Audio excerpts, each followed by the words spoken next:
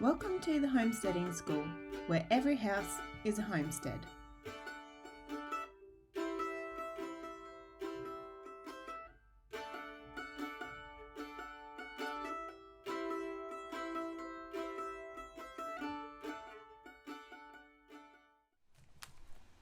Hi, my name is Alexis and this is the Homesteading School. Today we're going to be chatting about our second topic, which is knowledge and information capital. So the Homesteading School is really a place to help people learn how to turn their homes, whether they're 500 acres or 5 acres or even 500 square meter house block, into something that's productive and beautiful and useful for them and their family. So once again, today we're talking about knowledge and experience capital. Knowledge and experience capital are intangible forms of capital that we gather and we learn over our lifetime. They're things that accumulate in our understanding of how the world works, and skills and techniques related to all sorts of subjects: growing things, making things, building things, fixing things. They can be just more technical knowledge, like medical skills or sciences or information technology. So every one of us has knowledge capital, no matter how old we are or how young we are. We've all had experiences, we've all learnt things, we've all seen things and done things, and what we're trying to do is talk about how to transfer this knowledge that we've learnt, or potentially knowledge that we're going to learn, into something that is transferable to others, that we can carry with us, whether it's into a business or a workplace, or even just to change the world around us in our farm or in our communities. That's what we're going to be chatting about today. So, Valerie Pearson is our guest today. She's the founder and director of Green Living Australia, a Brisbane-based company that started out creating homemade preservatives and additive-free foods and chemical-free body products, and now operates as a network community providing food cultures, equipment and education to people to help combat today's increasing health and wellness issues. Valerie is the author of 2 books, Home Cheese Making in Australia and Sugar-Free Home Preserving, and both of these books I own. Alongside writing her books, she also delivers classes and speaks about cheese making and home fermenting foods and gut health, safe home preserving, sugar-free jam making, and many other amazing topics for home-based living. She has a fantastic scientific mind with an ability to delve deep into these topics that she is so passionate about. Valerie is also wonderfully generous. She lives in Stanthorpe on her own farm, where she now works full-time, and we're catching up this week after her doing 5 days of full workshops. So I actually interviewed Valerie yesterday, and because I'm new to this stuff, I kind of stuffed up a bit and didn't press record on the second part of the interview. So if we are jumping back and forth a little bit in this interview, it's because I'm sort of trying to reflect back to our chat yesterday. Hello. Hi, how are you this morning? Good. We're 2 minutes early, or a little bit early. Can I just pour my tea into my cup? Absolutely, go ahead. Thanks. Okay, I just had to turn the stove up because I'm cooking a curry. Yum. Yeah, I just went out this morning and harvested cauliflower. Oh, really? Yeah. This like right into this time of the year. Yeah, Stanthorpe is very different. It's like you were talking about those books for gardening, and how you buy a gardening book and it doesn't work at all because it's for a completely different climate. Yeah. So I've had to really figure out how to garden here. So yeah. That's cool. That's really interesting. Thank you so much for jumping back on here with me, Valerie. I really appreciate it. Things happen. It's all good. Yeah. I'm going to record this, like, I'm just going to be honest with people, like, that we actually did chat yesterday. So that way I can touch back on some of the things that we talked about, because I just thought our conversation was so good yesterday, and we really touched. What I probably liked the most was just how it all seemed to circle back down to practicality all the time. And yeah, I was so bummed when I didn't record it, because I was like, oh, it's so good. So we'll be right. Yes. Must be meant to be. It must be. So what's the weather like down there this morning for you? It's a bit misty. It wants to rain, but it hasn't quite decided yet. Yeah. There's some big systems moving up through the south there, I imagine. We're in for a string of thunderstorms. Like we had one not last night, but the night before, that took the power out and everything. So yeah, okay. Yeah. That's crazy. So we might as well just start from the start again. And yeah, I guess we wanted to talk to you about knowledge and experience capital.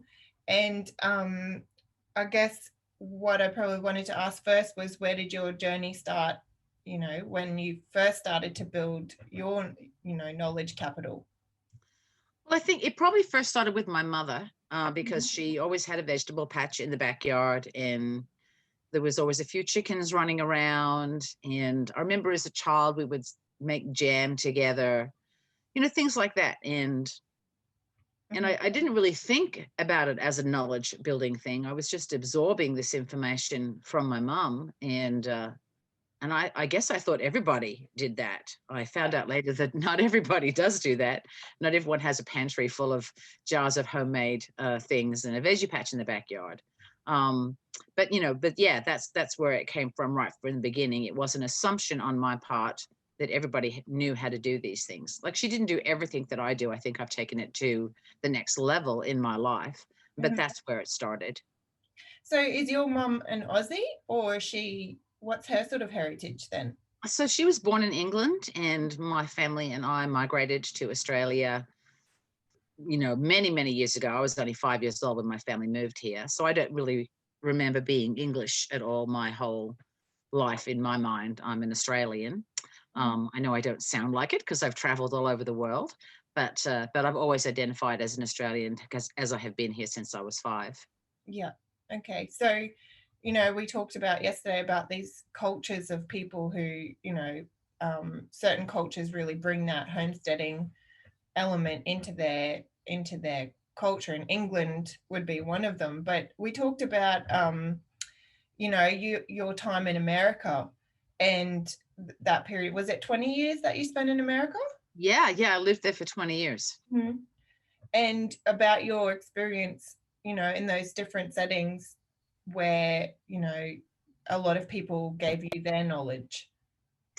That's right. I mean, the American culture lends itself very readily to the whole concept of self-sufficiency. I think it's built into their political system, into their philosophy. In some ways, that's really good. In other ways, it's not so good. The self-sufficiency to the point that non-reliance on government shouldn't mean that if you really need help, there's absolutely no possibility of help. So I do appreciate much more the English and Australian system and the Canadian system of politics. But the American philosophy, for me, it all started with reading a book called On Walden Pond by Henry David Thoreau. And he's a famous American philosopher, and he basically went out into the wilderness and hacked a life out all by himself, growing beans and pumpkins, and and he had this concept that you should really be self-reliant. You should actually know how to take care of yourself. All those basic things in life. You need to know how to get your own food, get your own clothing. You can't rely on someone else to do it for you. And that really made a big impact on me. And there were several communities that I have lived in and around during the 20 years that I was in America. Most of the time I was in country areas, and they really do know how to take care of themselves. Yeah, so they would have had 200 years or more of, self-sufficiency and learning those skills. And a lot of them were people who were fleeing from, situations where they were in fairly dictatorship sort of based things, or serfdom, or, all of those sorts of things. So they come into this new country and they have the freedom to basically make a life for themselves. and it's becomes this needs-based thing, there's the passion and the desire there, but also, and the freedom there, but then there's the needs to do it. Yeah, I mean, it was, definitely new territory. People came from all over the place. You can kind of tell that different areas were settled by different people, and brought their own particular lifestyle and culture with them. So you've got your New England area, where there's lots of, European people, that fortunately for me brought all their wonderful cheese culture with them. And there's lots of beautiful dairies and lots of European influence on the cheese making industry there, especially Wisconsin. But then, there's big Italian communities, there's big Irish communities. So they all brought their different culture to it. But yeah, a lot of them were, fleeing religious persecution. They came from very structured societies where, the station in life that you were born to was the station in life that you were going to remain in forever. And America was a lot of freedom, but you had to push out of your comfort zone and become very, very self-reliant. Look, we have people like this in Australia too. They just don't live in the cities. The most self-reliant people that I have ever met in Australia live in the outback. Yeah. It's just a different type of self-reliance because it's hot and dry here, and that's not the case in America. Yeah, when my husband and myself and my kids went out and did the big trip out west last year in September, and sort of went out to Winton and the Stockman's Hall of Fame out there, and it was actually like incredible because I grew up doing distance education, so I learned a lot of the colonial sort of like the lifestyle of people who moved onto the land and how they had to live and make a living. But going out there and just seeing how they moved into this land, and it was rich and full of resources and stuff, but also very, very harsh. And they just built this life for themselves and brought this technology. A lot of the big sheep industry stuff happened out there, and it's like I just had no idea how industrious and how I don't know, just how incredible the history, particularly in Queensland, is of that, that homesteading and that sort of thing. So that was really worth doing. And yeah, so when you came back from America, you moved to Brazil, and you started up Green Living Australia. Can you tell me a bit about the journey from, moving back and then starting up the company? Yeah, so I had been over there for 20 years, and I wanted to come home, as most Australians do at some point. So I came back here, and it took me a year or two to get settled. I came back in 2002. So, getting a house, getting a job, getting the kids in school, all that stuff you have to do. And then once I was established, the next thing I wanted to do was dig up the back garden and plant a veggie patch and start making jams and jellies and pickles and cheeses and yogurts and all the things that I had learned to do during the 20 years that I had lived in America. And I couldn't find the supplies that I was looking for. I couldn't find cheese cultures. I couldn't find yogurt cultures that I was happy with, that didn't have a bunch of junk in them, to make them thicken artificially because they weren't real cultures, that kind of stuff. So I was talking to my brother David, and I was saying, that I couldn't find this and I couldn't find that, and I was probably going to have to get them from overseas, which, I don't like to do. I always like to do everything locally wherever possible, but they just weren't available. So we talked about it, and he said, well, look, if you have to get them, you're going to probably have to get a large enough quantity to make it worthwhile, because shipping anything from overseas, especially America, is very, very cost prohibitive. So I said, yeah, okay, that's a good idea. And he said, we've got plenty of room for storage. Let's do it. So we decided that we would actually put together a little website, and he is very good at that IT kind of stuff, unlike me. And we put this small website together, and I wrote some instructions on how to properly preserve and make jams, and wrote cheese kit instructions and how to make yogurt naturally, and just started writing. And we put together packages of lids for jars and all the little bits and pieces you needed to start living this self-sufficient lifestyle, and put them online. And we thought, they would sell and we'd get a bit of pocket money and it'd be good. Yeah. Well, it was it went way better than expected. We've got 7 staff, 2 warehouses, and we're going great guns all these years later. Yeah. So it was a fantastic journey. What do you think you were tapping into, you guys, when at that particular time when Green Living Australia started?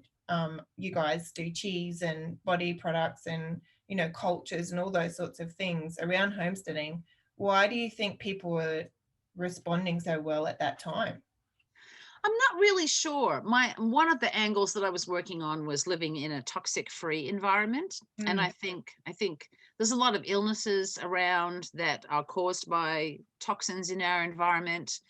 We put them in our bodies, we put them on our bodies. So one of the reasons to make things yourself is to be sustainable, self-sufficient, but also toxin-free. Mm-hmm. So, when you make something yourself, you do know what's in it. And whether you put it on or in your body, it's going to affect you. I have a daughter named Angela who's very sensitive to chemicals, and so is my brother. It must be genetic because my mother was very sensitive as well. So we've always lived a relatively low chemical load life. So that was part of it. We had a lot of people contacting us that had various different physical problems due to toxins, and they were really glad to be able to learn how to do something that was toxin free. We had other people that were contacting us and getting our product line that they just wanted to save money. They wanted to. It was like a financial thing for them. A lot of older people, a lot of pensioners that now had time. Yeah. That they could start a garden and start making preserves and Yeah. start making yogurt. So time was a factor. Mm-hmm. So yeah, I think those are the 2 biggest things. When we first started, I was still working full time. And you get to that Friday night at the end of the week, and people are leaving for the weekend, and you're talking on the way out of the building or whatever, and they're going, well, what are you going to do this weekend? And what are you going to do this weekend? So people will be going, I'm going skiing, I'm doing this, I'm going clubbing, all these different things that they were doing. And I would go, well, I'm going to make a cheddar this weekend, and they would like look at you as if you're insane and go, oh, okay. And it was a conversation killer. Hey, it was just like a total conversation killer. Wind forward about 5 years. That was 2004, 2005. So get to about 2010, and the same conversation was happening on the way out the building, and that was just before I retired and started working on Green Living Australia full time. And, the same conversation would happen, and I'd go, well, I'm going to make, cheese this weekend or whatever. And they go, oh, wow, that's so cool. I have always wanted to make cheese. In the back of my mind, I'm thinking, yeah, no, you haven't, because we've had this conversation before. So there was a real change, Yeah. Yeah. Interesting. I blame the TV cooking shows. Yeah. They became very popular, and everyone started talking about all the things they were making at home. And I was way ahead of the curve because I was already making everything at home. Well, I think it's really interesting because I think there's this herd group mentality that goes along, and we have these fads, I guess you would say. But the interesting thing about them is, some of them really do tap into those, I don't know, deeper thought cycles, I guess, in the human race, where people are like, I really need to learn this skill now, or self-sufficiency and homesteading has been just up, like on the rise for the last 10 to 15 years. It's been becoming more and more popular, and it's taken different forms. But yeah, I find that really fascinating when you see those trends occurring in our societies. It's almost like I sometimes think that there's this subconscious kind of self-preservation that occurs in our psyche as a human race, where we're like, oh, I better learn to do this, or I probably should be fixing this problem or whatever. Look, I think that's right. It does go in cycles. Mm. When things are doing really, really well economically all over the world, we've had boom times where the stock market just went up and up and up, and everything just was going great. People's they were getting pay rises every year. They didn't have to worry about not having enough money to pay the bills. There were these boom times, but these boom times normally come after some bad time. There was a boom after World War II. There's various different economic disasters that have happened in the not too distant past. You've got economic crises that happen.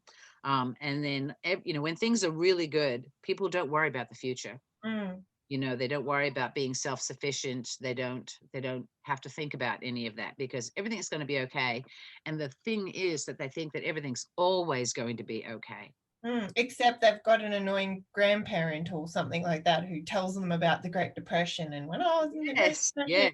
And it's like it puts this seed of like, I don't know, caution in the back of our minds. But, it's like, yeah, you don't really do anything about it until you start seeing that reality hitting home. I remember Joel Salatin talking about once upon a time in America, everybody had pantries, everybody had at least 1 or 2 months worth of food in their pantries, and you just don't see that anymore. And I think, it's such a simple act to have food in your pantry. Why not do it, I know, it makes so much sense.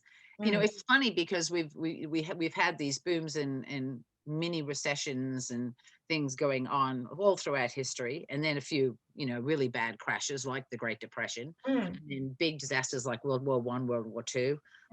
This pandemic that we're going through is a huge disaster.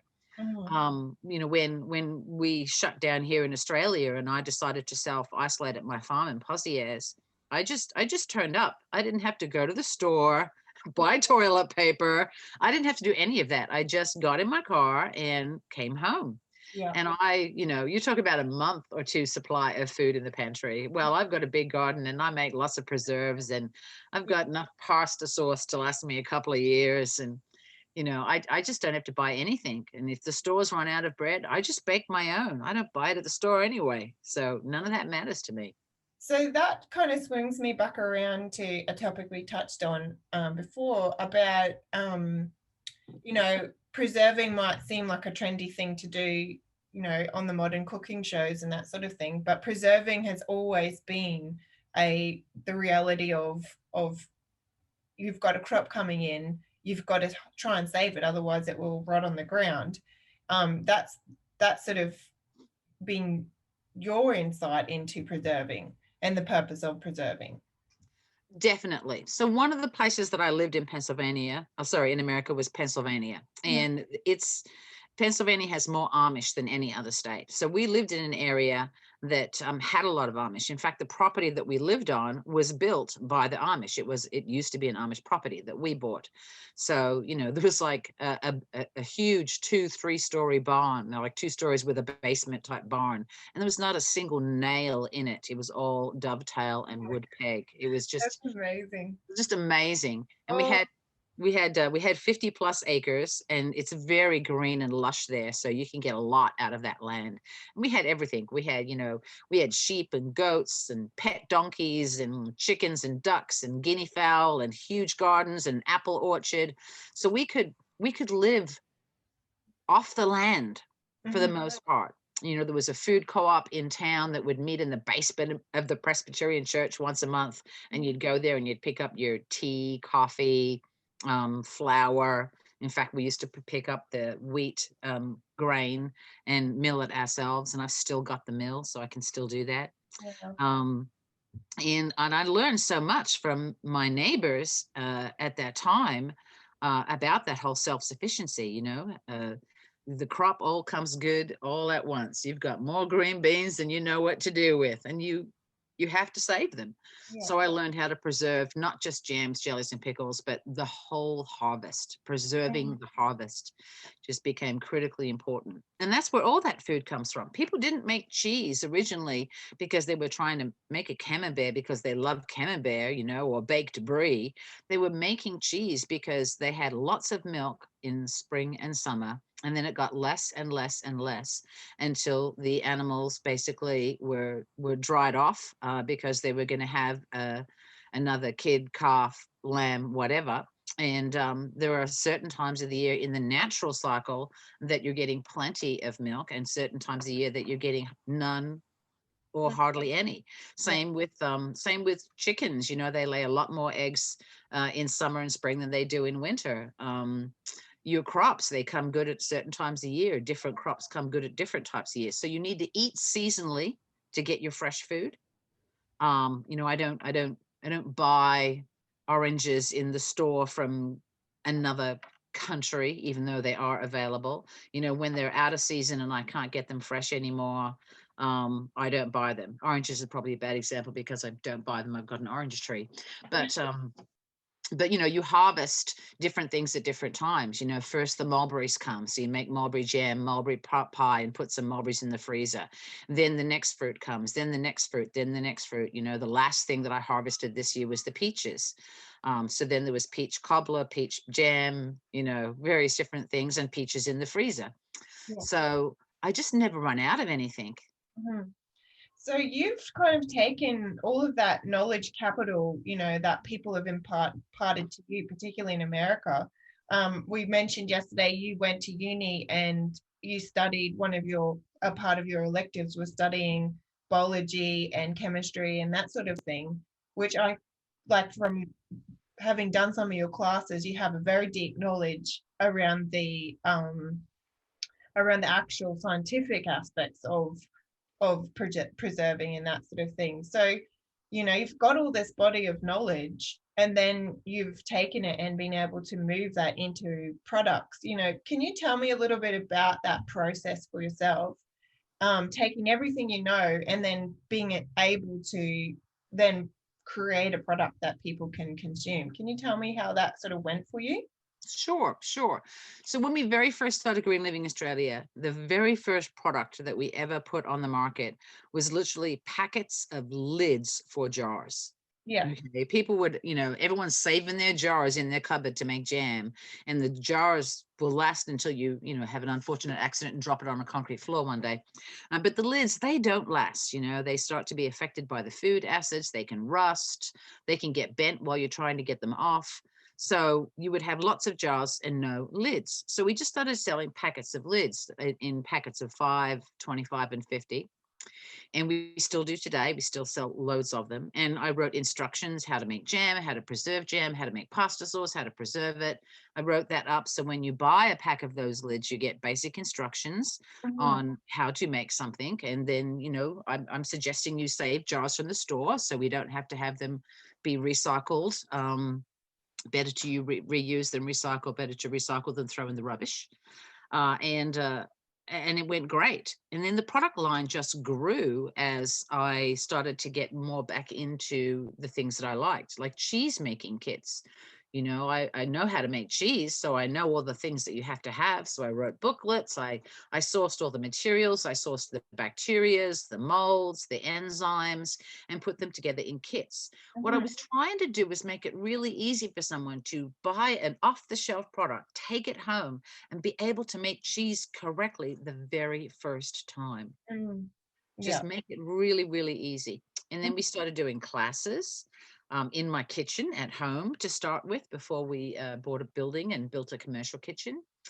And that was fantastic, just meeting other people that were enthusiastic about self-sufficiency Mhm. themselves and wanted to upskill. And there's a lot. I was just so surprised there were so many people out there that went, yeah, this is what I want to do. Even though my mates at work weren't those people, but and they weren't necessarily people that just lived in the country either. They Mhm. were people living in suburbia in the Brisbane area, where we did most of our classes. But then we started traveling, doing classes and training seminars. Eventually, it got to the point where I was working 7 days a week in the business. I just had to go somewhere every weekend, and then in the business every week. And I thought, I can't keep doing this. So I decided to write a book, and that's when I wrote Home Cheese Making in Australia. Mhm. I thought people wouldn't ask me questions anymore because they had the book, but it didn't work out that way. Oh, that's amazing. Because yeah, it's so like hearing you tell the story how the end product, you've got warehouses, you've got staff, so it's fully automated now, but it just starts. in the most humblest of beginnings, but it starts on a foundation of truth and a foundation of what people actually really need. And I think that's a really important point when we're talking about knowledge capital. I think you mentioned this the other day that um, do what you know, like get into, be passionate about what you know and learn as much as you can and sort of pursue that alleyway because you never know what will open up to you. Can you talk a bit to that? Yeah, look, I think everyone does need to find their niche, and it needs to be something that they really love and that they're passionate about. So, mine has always been self-sufficiency. Self-sufficiency can take various different angles. So, self-sufficiency for me is having the garden, but I don't teach gardening. Mm-hmm. So I've narrowed it a little bit. So even though that's within self-sufficiency, I've narrowed it a bit. It's more probably the inside stuff that I really am passionate about, and it's mostly food related. So, I don't write about gardening. I just tell you what to do after you've harvested the fruit, vegetables, or whatever, or milk or eggs, whatever it is. So yes, I spend a lot of time in my kitchen, and that's the area that I'm really passionate about. I do all the other self-sufficiency thing like gardening. I chop my own wood for my wood burning heater in winter. It does get cold here in Stanthorpe. Um, I spin, I weave, I sew, I knit, I do all of those things. So it's like one series of hobbies after another, except it's my whole life. Yeah. But I don't write about knitting or spinning or sewing or weaving. So I've really kind of focused myself on the things that you can do in the kitchen. Mm-hmm. And I love, the whole taking that harvest and preserving it. It doesn't matter what kind of food it is. I just want to preserve it. I Yeah. don't actually even really enjoy cooking dinner. I enjoy making all the things that you would use to cook the dinner, but I really need someone to come over and take my jars of pasta sauce or pesto or whatever out of the cupboard and turn it into a dinner for me, because I just love the preserving side of it. This is a really interesting thing. My husband and I have talked about this before, that it's very hard for us to believe that there's somebody else out there that would love to do the job that we hate doing. Yes. And Yeah. and I think that speaks so much to, like, you know, I've always had a bit of a bee in my bonnet, well, particularly late, like as I go on, that, this idea of being completely self-sufficient.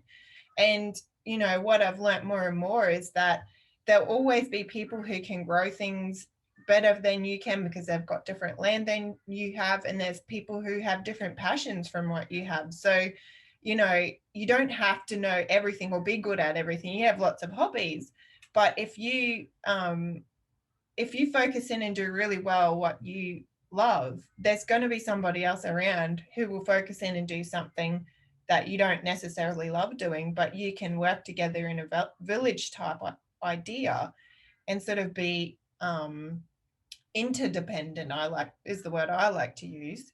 Can you tell me a little bit about your village that you've got going down there in Stanthorpe and a bit of the story of where you guys have been going with that over the past few years?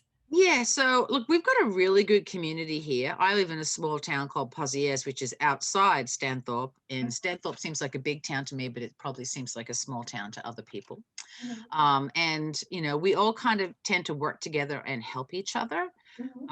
Everyone's busy, so it's not like we're always in each other's pockets. We can go, all week without having time to sit down and have a cuppa together.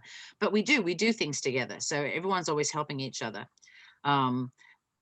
Most of us garden and grow something, but we all tend to grow something different. And even at the beginning of the growing season, sometimes you chat, and I'll go, look, I'm putting in zucchinis this year. And then Ivan will go, well, I'm not going to bother putting in zucchinis this year then, because if Val puts in zucchinis, there's going to be zucchinis all over the neighborhood. And he goes, I'm going to grow cucumbers. So he grew cucumbers this year. And I didn't grow cucumbers this year because Ivan's got plenty of cucumbers. So as we, pass on through our daily and weekly activities and we drop in to see each other and check up on each other, we're always swapping food. I've got neighbors on the other side of me who have apple orchards, and every time I see them, they give me a box of apples, so you can go out and come home and find just boxes of stuff on your front porch, Yeah. and you don't even know which neighbor left it, but it doesn't matter because when you go out, you're dropping off boxes of other stuff on someone else's front porch. Yeah. And it all just works out. You guys have been through some crazy times. You've had, your droughts, and then you had the bushfires come through, the 2019, 2020 bushfires. Yeah. And then COVID's occurred. You're telling me a little bit about a project you're working on in your community down there. Yeah, so first of all, we had the droughts, and that's been going on for years. It's been just the longest dry time that I can remember up here. And some of my neighbors who have lived here all their lives are telling me it's the worst. I mean, even some of the eucalyptus trees died from the drought, and that's very hard for the natives to actually die. So we had this terrible drought, and then we burned, and then, right after that, there was COVID, and that just killed the tourist industry up here. Because no one could travel. So, the wineries, all the tourist places, all the accommodation, everyone's having a hard time. There's shops closed on the main street. It's pretty bad.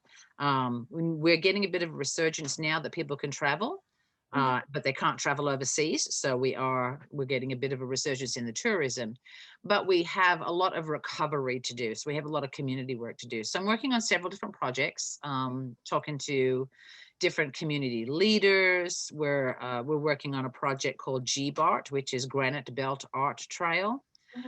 It's been done up here 2 or 3 years in a row. So I've volunteered to work on that. And it's where we have all the local artists come out and move into the small halls in our area, all the community halls, and start putting on art classes. It could be pottery, it could be watercolors, it could be knitting stripy socks, it could be anything, fiber art, just all kinds of stuff. And you can come and you can do a class, you can do a watercolor class with an artist, or you could learn how to throw clay on a potter's wheel. There's all kinds of different things you could do. What we want to do is have people come to the area and experience the rich culture of art that we have here, go on the sculpture trails. There's paintings on the walls, on the buildings downtown. It's just really beautiful. While they're here, they'll stay, they'll go to a winery, they'll eat at a restaurant, and it will help the entire community. So yeah, so we're trying to do that. We're also want to do a series of classes where we go out into the community, and not just the Stanthorpe, like the council offices in Stanthorpe, and people talk about Stanthorpe, but outside of Stanthorpe is Glenaplin and Pozieres and Passchendaele and all these other small communities, really tiny communities. I mean, my community, we've got a school here and it has 13 students. That covers all grades. That's kindergarten through grade 7. So we're small communities, and we're a drive to get to Stanthorpe. So we want to go out into the small communities and do classes, do gut health and fermentation classes and jam making classes. We want to talk to the people who have done it tough and find out how they could upskill to perhaps capitalize on some of the other types of capital they have. I know you're going to be talking about other kinds of capital with other people, but they've got farms, but the farm burned, so there's no fences left and there's no stock left, and they can't buy stock because they got no fences, and they can't buy fences because if they buy fences they won't have money for stock. So what could they do? Could they do farm stays? Could they do farm tours? Could they how can they interact with their community and share ideas to do things? Another idea, which was actually council's idea that I'm going to work on, is called the longest picnic, where we actually create this huge long picnic with hay bales. And then we thought we could take that out to the small communities and do mini hay bale picnics and community days. They've just done it so tough up here. So yeah, we're really trying to get the whole community on board. And what's like the culture of your community like? Do people respond well to that? Are people engaging with those projects? Yes, the people here are so resilient. You Mm. know, they do have this is the kind of people that I love to hang out with, because they do have that self-sufficient urge. You know, they're Mm. really independent. One of my neighbors I was talking to, we were actually talking about launching a new website for a new product that they have. And he was saying, you know, I don't know how to do any of this stuff. I can't do this stuff. And I go, well, I can. Yeah. And he goes, but I can fix a tractor, fix a fence. And he started listing all, you know, he basically, he's a farmer, which means he's a mechanic, an Yeah. electrical engineer, a builder. You know, I mean, he's got all the things he can do is mind blowing. I'm like, how can this one man do all this stuff? You know, that's 5 or 6 different trades and he can actually do them all, but he Mm. can't build a website. But that's okay, you know, because he can network with me. Yeah. Yeah. Yeah. So yeah, so these people are really self-reliant, self-sufficient. This is not the first time they've done it tough, Mm. you know. So they will get through this. They just need us to all stand up together.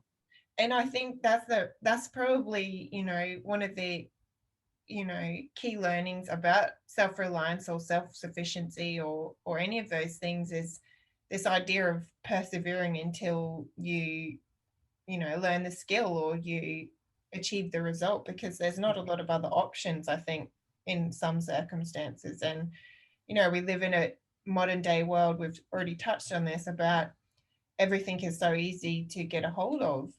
But yeah, it's I think that there is people are getting interested in it because, you know, like stuff like COVID is happening, you know, and it's not just, you know, we might not necessarily there might not necessarily be food shortages, but people are suffering with mental health issues, and they're also starting to have a look around them and go, well, you know, my car doesn't, a nice flashy car, for example, doesn't fulfill me, but there must be other things, and they're spending more time with their families. And yeah, I think people are really looking for those ways to connect, and relationship and village and purpose seems to be a really good way to go.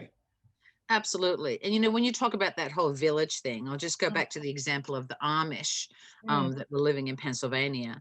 They are considered to be the best example of self-sufficiency. They do not need the outside world. That's part of their whole ethos, is not to be part of that modern world, which they believe to be quite shallow and decadent.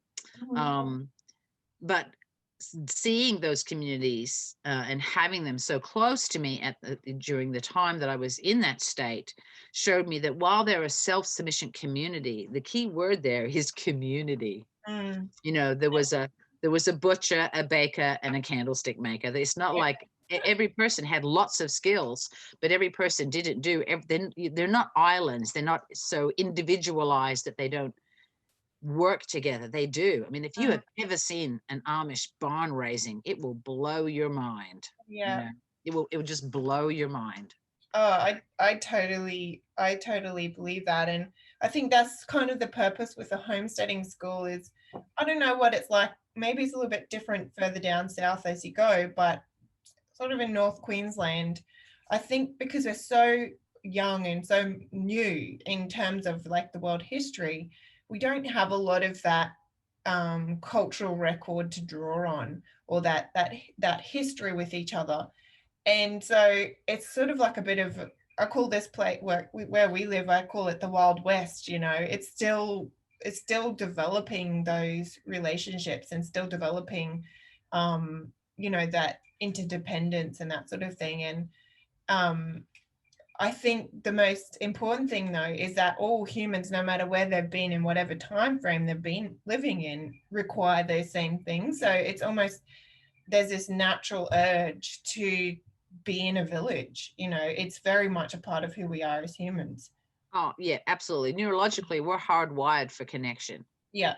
So while I live on my, lovely little farm here, in a lot of the time during the week, I won't see anyone else Mhm. because I'm stuck behind a computer working. Seems to be a lot of that stuff to do. And then I'm gardening, I'm cooking, I'm doing all this different stuff. And then I get to the end of, a period of required work that I need to do. And I go, okay, great. I have a group that I go do yoga and meditation with every Sunday morning. So you know, and everyone brings some food with them. So at the end of our yoga meditation, we all Good for go you. into the kitchen and cook lunch together. And, you know, so after half a day of meditating and doing yoga and near dancing, then and having a fantastic lunch, you get home at 2 o'clock and you just feel completely recharged and reconnected with the world, Yeah, you know. so awesome. So yeah, so our community puts on lots of things where you can go.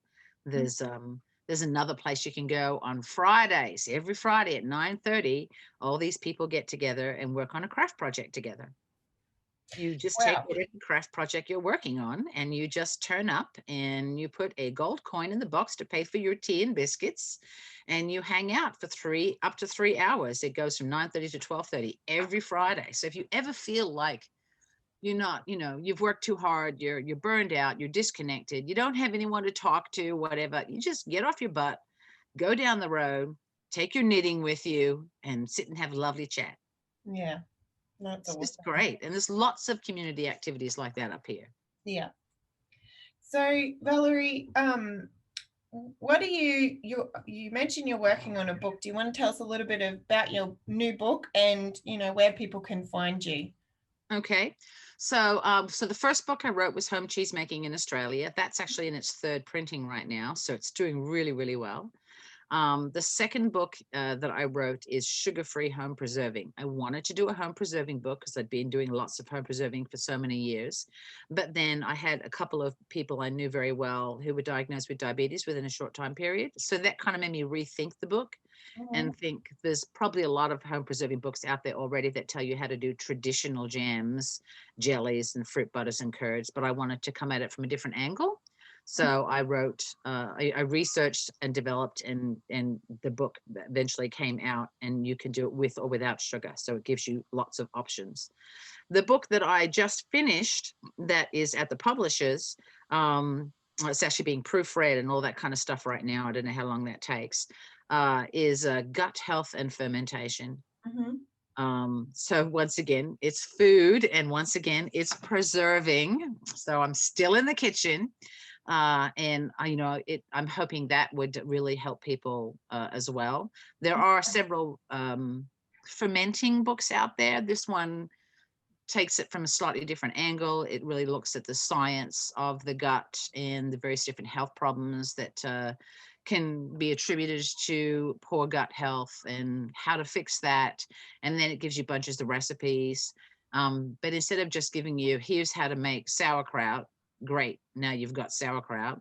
After it talks about how to make something, it then teaches you how to incorporate that into your daily life, because I know people who have come and done fermenting classes, who have gone home and made a ferment, and then when I talk to them, they go, yeah, that sauerkraut's still sitting in my fridge, I don't know what to do with it. So I give people serving ideas, recipes of what to do with the ferment after they've made the ferment, that kind of thing. So because I as a teacher would run into that same problem where people would make the ferments that we had learned how to do in class, and then the questions that were coming after that were, great, now what do I do with it? Just sit and eat a bowl of sauerkraut all by itself? How can I put this into my daily life? So we've got lots of examples of how you could incorporate fermented foods into your daily life, so you're constantly replenishing that probiotic good bacteria in your gut, so you do have a healthy system. Awesome. Yeah, and I'm very passionate about gut health. And so if they wanted to sort of find you, would they just go into Green Living Australia? And is there Yeah. anywhere else? Yeah, so there's a couple of things that I'm doing, a couple of companies that I'm involved in, and founded with various different people.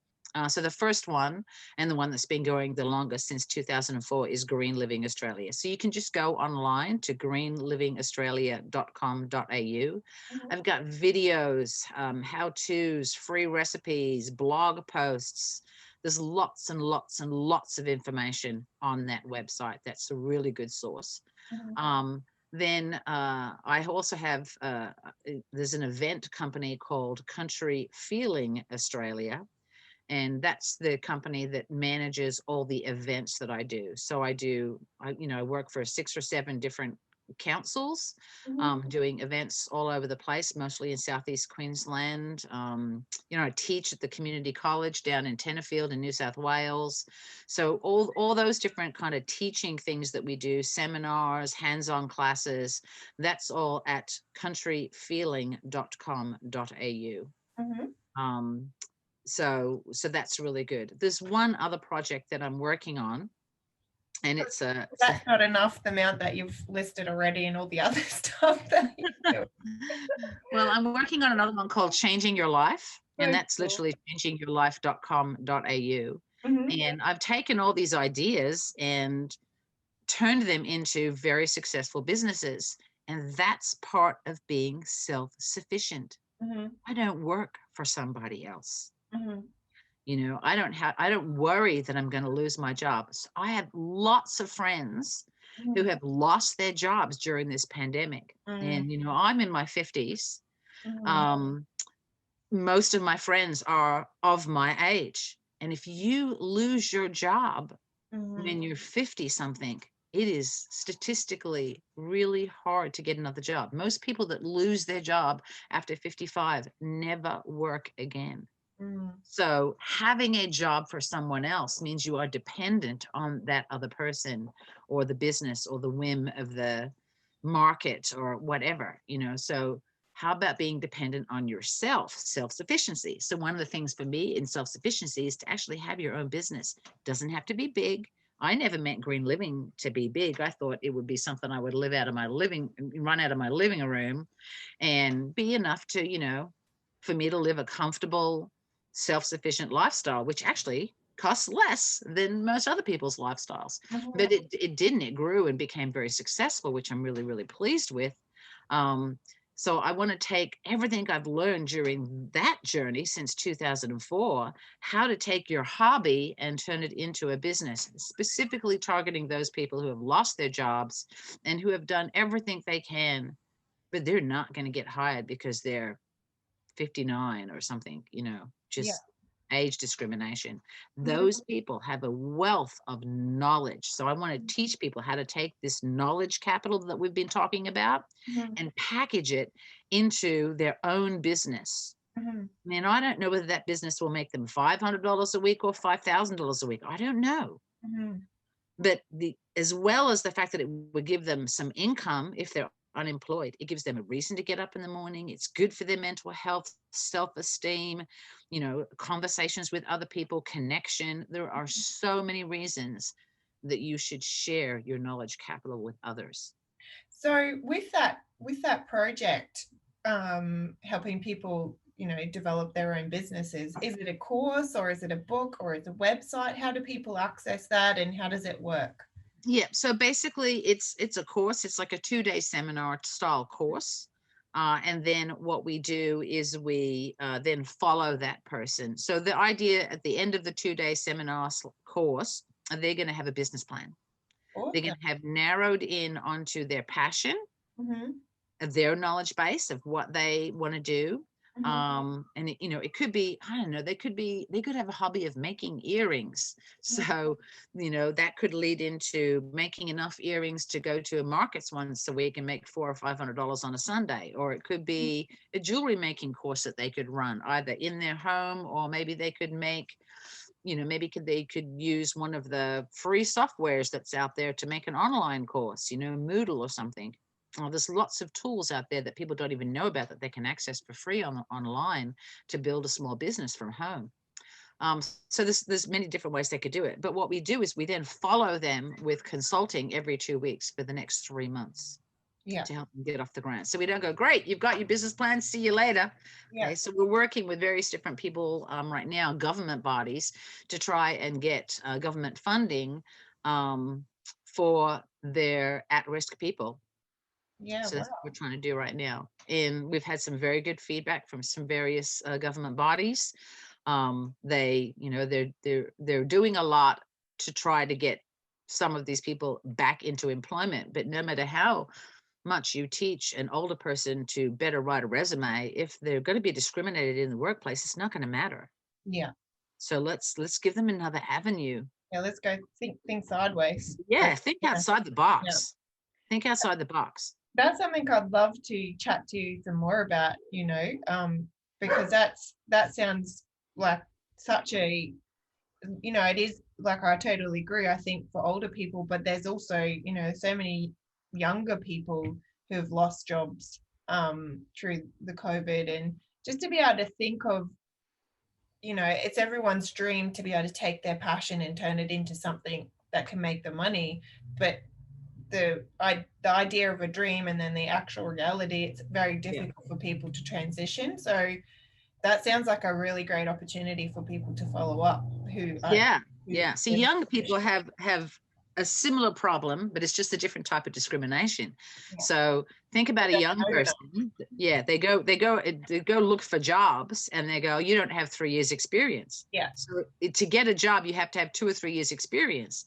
So how do you get that experience if no one will hire you in the first place to give you some experience? But if you started your own business, even if it was something small, and you could say, well, no, but I've been running my own business for 2 years doing this, and it gives you experience. Running your own business gives you invaluable experience. And people pick up on it. So so they have a different problem. I think that is a really important point. That's something I was chatting to a friend of mine about the other day, and I can see that from your story, is that no matter what you do, just go and have experiences. Like go traveling. Not that we can do that so much anymore, but you can travel in Australia. Go get different types of jobs. Go follow up your passions, because it's like that. By taking action and by learning and absorbing that information, it turns into something valuable. And no matter what it is, it could be any experience. But the worst thing I think people can do is to stay at home and do nothing, and be afraid of having a go. Look, if I was at home doing nothing, if I didn't have this business, and I was unemployed, living up here in this beautiful area, I would actually just volunteer for things, because you have to, one of the things that mankind needs as a species is we need meaningful work. It's one of meaningful work and meaningful relationships are probably the two most important things. Doesn't matter whether your house burns down, as long as the people you love weren't in it. Doesn't matter if your car is hailed on and doesn't look pretty anymore, as long as you've got a meaningful work and a reason to get up in the morning. All that stuff can be replaced, but meaningful work and meaningful relationships are the two most important things. So I think I came at this whole thing with Green Living Australia and country feeling and changing your life. I came with the viewpoint that this was meaningful work for me. I was really passionate about it. I really want to help people, and I don't care if I get paid. You need to get paid, but that's not why I was doing it. So I actually still worked full-time for an insurance company after I started Green Living Australia, and I did that all the way up till 2012. So my day job supported me, paid the bills. I got two girls in school, high school, college, all that costs money. So I did that. That's what I did for money. But my meaningful work was evenings and weekends. Okay. And if you go, oh, well, I'm not going to work that hard. Well, then you're not that passionate about it. That's so true. That's so true.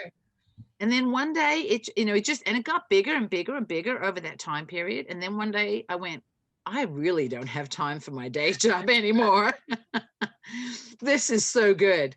And then suddenly I was, 2004 to 2012, that's 8 years working 2 jobs. And people go, you are so lucky you have this company and you don't even have to go to work anymore. You can do what you want to do. You can write books, you can travel around and teach people, you can do all this stuff, and that business just runs itself, and you're 200 kilometers away. I go, lucky? You think that was luck? I worked for 8 years without getting paid, was it worth it? Is it going to pay me back? Will it be a good moral decision, financial decision, mental health decision? In every way, every single one of them was fantastic. And if you read books, everyone should read books, tons of books. If you read books about successful people, they all did it this way. They Yeah. all found something they were passionate about, and they did it even if it didn't make them money. Yeah. And then one day it did, and it Yeah. made them way more money than their day job. Yeah. That's amazing. That's such a awesome summary of like, yeah, of all the stuff that we've been talking about, and finding that thing you're passionate about. And there's no doubt there is a struggle in that, but I think the way to find what you're passionate about is by just doing stuff. Like you said, go volunteer somewhere in an area that you might be vaguely interested in. Go Yeah, yeah, because go, you learn, you'll yeah. start learning. Mhm. I mean, up here, what do we got? We got apples and grapes. This is Mhm. this is the apple and grape place.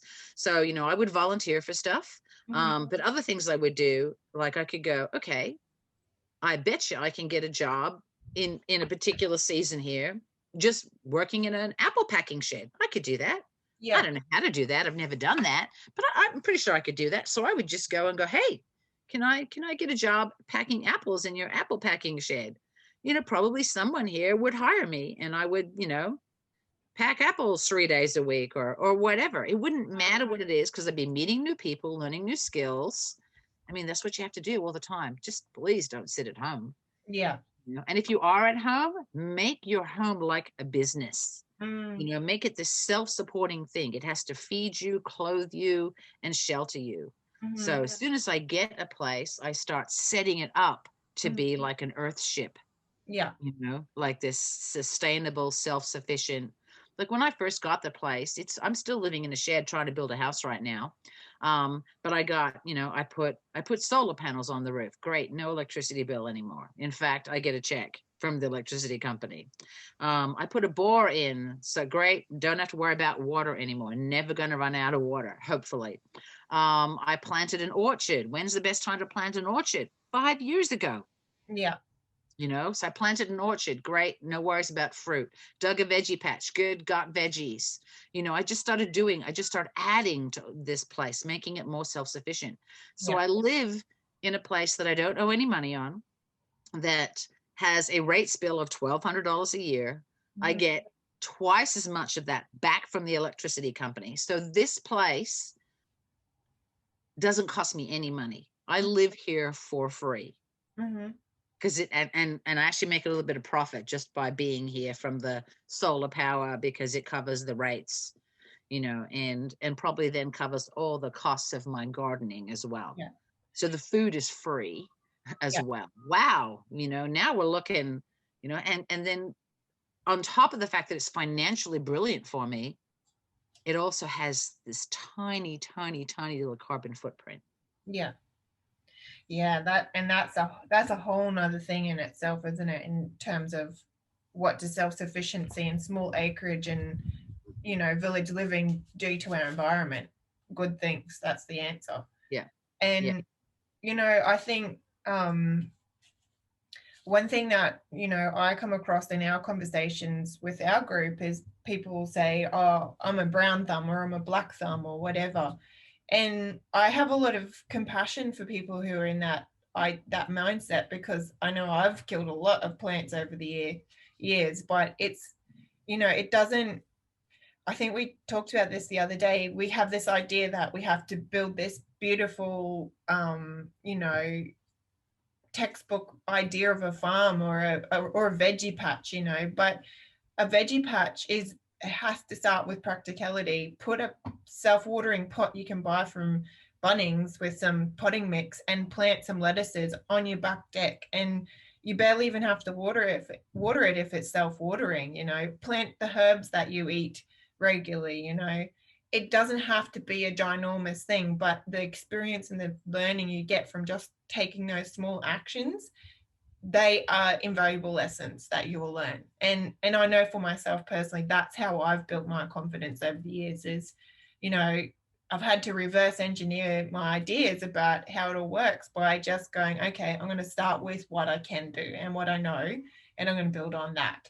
And Absolutely. yeah. Absolutely. Yeah. So I don't really worry about the future. I don't actually think much about the future, because I'm so busy thinking about today. Yeah. And I don't much think about the past either. Actually, don't spend a lot of time reminiscing about the past because I'm too busy living today. And I think that's a really good way to live. Eckhart Tolle talks about in his book, The Power of Now, that you do have to plan for the future, but you can't live in the future. The only time that you really have is now.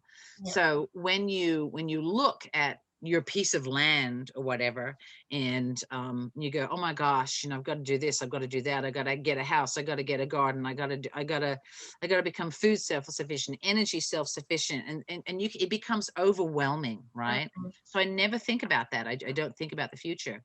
I just think about what am I going to do today? Yeah. And I don't worry about anything else. I just worry about, I might have a plan, I might have a program, I might have 10 steps that I need to do, but I don't think about number 3. I Yeah. only think about number 1. And then once I've done what I need to do today to get number 1 done, then I can move on to step 2. But I never stress about what's coming later at the end of the program. Yeah. So yeah, what is one thing, just one thing you can do to make yourself more self-sufficient? And don't worry about the 50 things that you need to do or want to do. Just worry about the one, so it That doesn't. speaks to me. That speaks to me so much, Valerie. Like, yeah, I have to say, I do go through ups and downs with it, and I'm getting a lot better. But I am an analogy I thought of once, which I think is so true, is the Swiss Family Robinson analogy.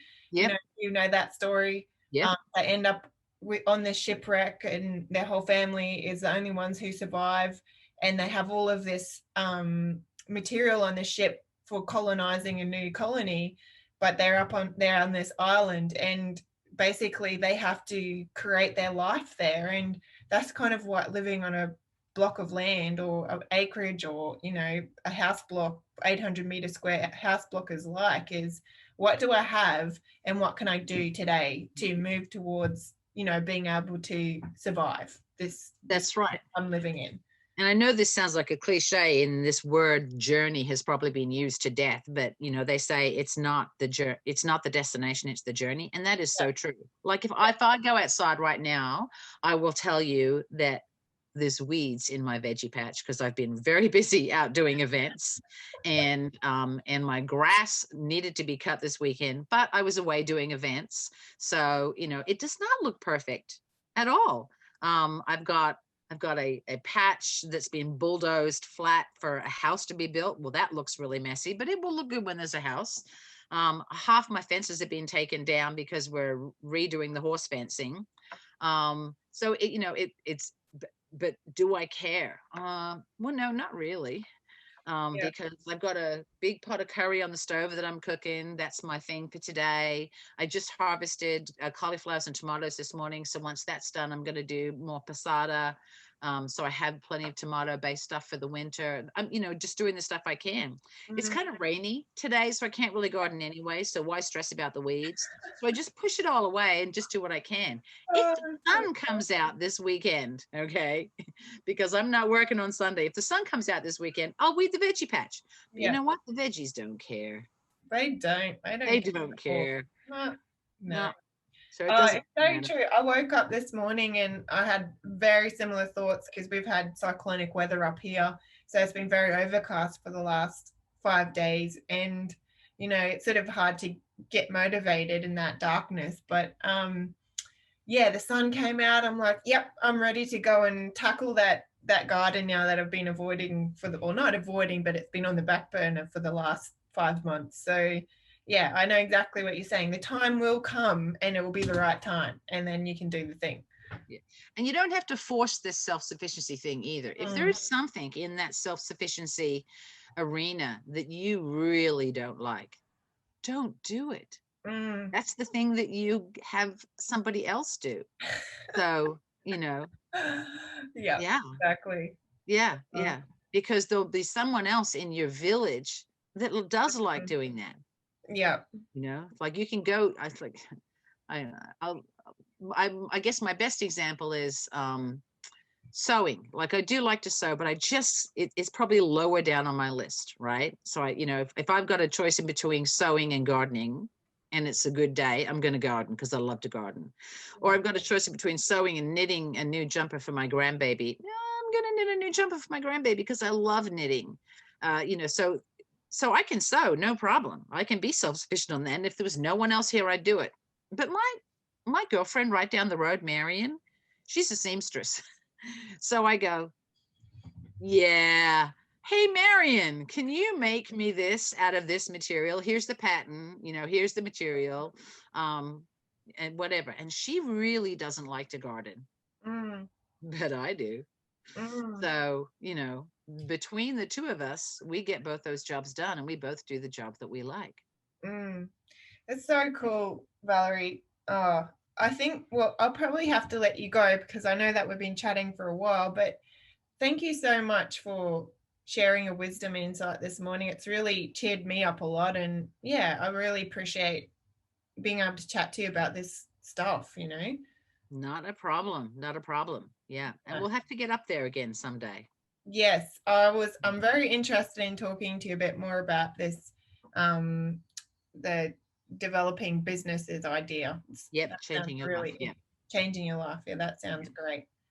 Yeah, excellent. Awesome. Well, good. Thank you. Well, it was great catching up.